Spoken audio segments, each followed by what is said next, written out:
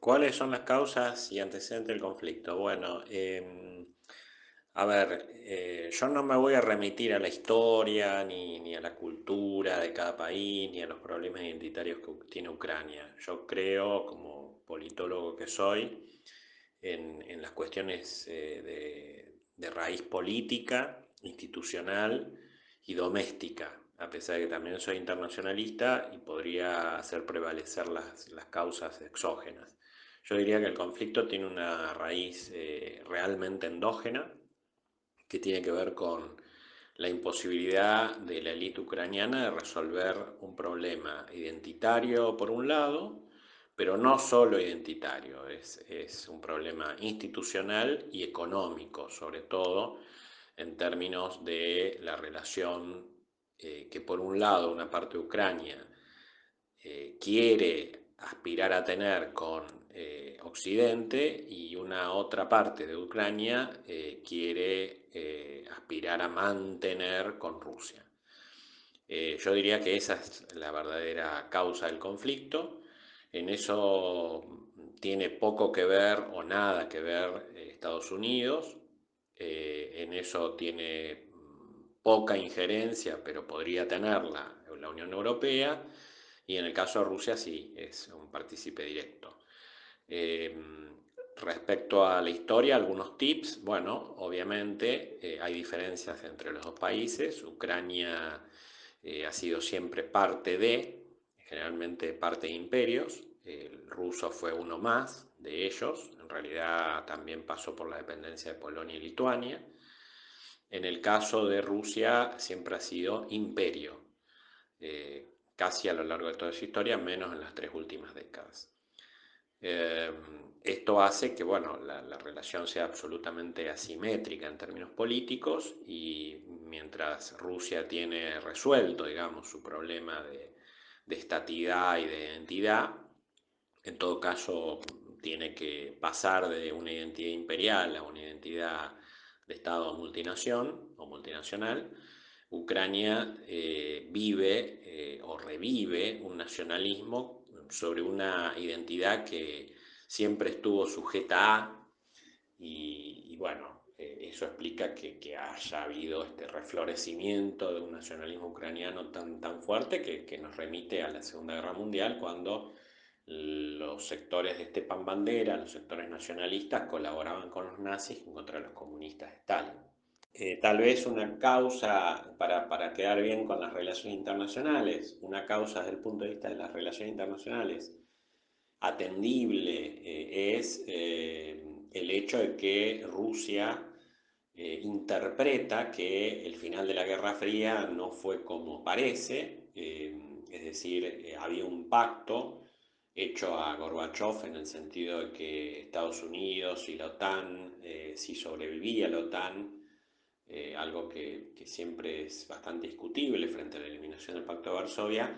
no se iba a expandir más allá de Alemania, más allá en el este, digamos, y jamás iba a pisar, por ejemplo, territorio ucraniano o bielorruso o georgiano. Nada de eso ocurrió. Todos sabemos que la OTAN se expandió mucho más allá de lo que ya le había prometido Gorbachev. Y eso es lo que Rusia toleró, aceptó, nunca justificó, pero toleró y aceptó. Y ahora, obviamente, desde el 2008, cuando fue el conflicto con Georgia, hasta este momento, interpreta que la OTAN está violando, digamos, ¿no? Entonces, esto es un poco lo que detona también el conflicto. Respecto a los factores objetivos que puedan transformar el conflicto diplomático en una guerra abierta y convencional, la verdad que yo no veo que exista la posibilidad de una guerra abierta y convencional, porque hay demasiados peligros, fundamentalmente el nuclear, y tomar a Europa como escenario de guerra, digamos, porque todos sabemos que un ataque de Rusia a Ucrania en territorio abierto sería la, la necesaria entrada de la OTAN, sería la respuesta. Y esto sí sería una guerra, un desastre terrible, ¿no? Eh, y creo que a ninguno le conviene ese escenario.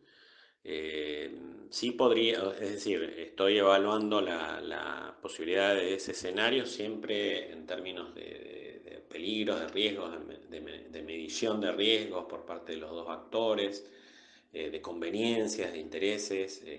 Pierde mucho Rusia al involucrarse en un conflicto de este tipo, en un conflicto abierto, pierde mucho Estados Unidos, la que más pierde es Europa, obviamente, o la Unión Europea, por el drenaje humanitario que habría, por el desastre, las pérdidas y demás, ¿no? Y porque necesariamente otros actores extrarregionales como China tal vez tengan que involucrarse. O sea que yo ese escenario no lo veo, no lo veo. Pero sí la posibilidad de algún ataque quirúrgico de Rusia al sudeste, sobre todo para ayudar a los rebeldes en contra del ejército ucraniano, que ahora está súper pertrechado por parte de la OTAN, entre bambalinas, digamos, ¿no? Así que ese es el único escenario bélico que yo percibo podría llegar a darse si es que fracasan las negociaciones diplomáticas. Yo creo que diplomáticamente siempre existe la posibilidad de que Europa intermedie. Esto se ha visto poco en los últimos tiempos, excepto del Cuarteto de Normandía y los acuerdos de Minsk. Europa después no pudo actuar sobre Ucrania. Y Rusia no acepta, no, es una línea roja que nunca va a aceptar esto de que la OTAN o de que Ucrania pase a la OTAN algún día. O sea, esto debe quedar muy claro en la futura negociación, si es que los europeos y los norteamericanos quieren que esto tenga éxito en términos de una paz duradera, ¿no?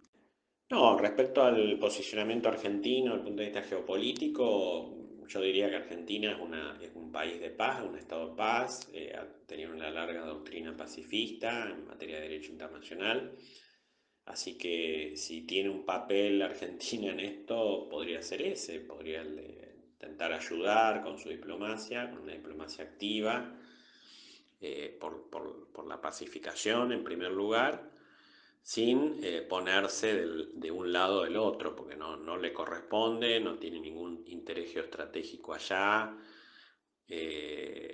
y hay comunidades de rusos y de ucranianos por igual aquí en Argentina, así que tomar partido por una de las dos posiciones sería absurdo. Sí creo que lamentablemente muchos medios de comunicación aquí en Argentina se ponen del lado de Ucrania y le hacen creer a la gente que Ucrania es la víctima y Rusia es el victimario. En ese sentido se presta al juego de mucha prensa occidental, anglosajona sobre todo, progresista, que hace ver, que nos hace ver esa imagen y que por supuesto la avala parte de la historia tal como siempre se ha contado desde Occidente, la historia rusa, ¿no? Es un país agresivo, un imperio, y Ucrania, a partir sobre todo del Holodomor, ha sido una víctima. Pero nada más lejos de todo lo que está pasando en los últimos 30 años, y nada más lejos de todo ese rebrote del nacionalismo ucraniano que ha sido más fuerte.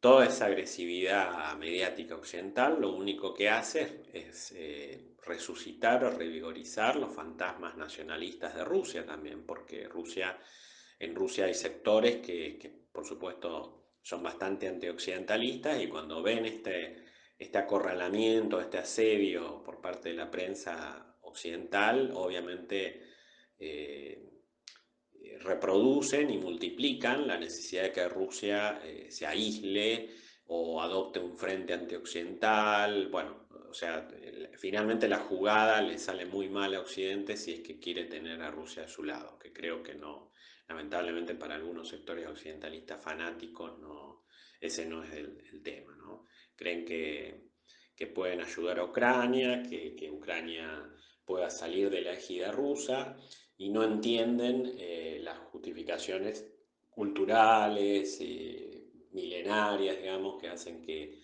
Ucrania y Rusia formen parte de un corazón común, digamos, ¿no?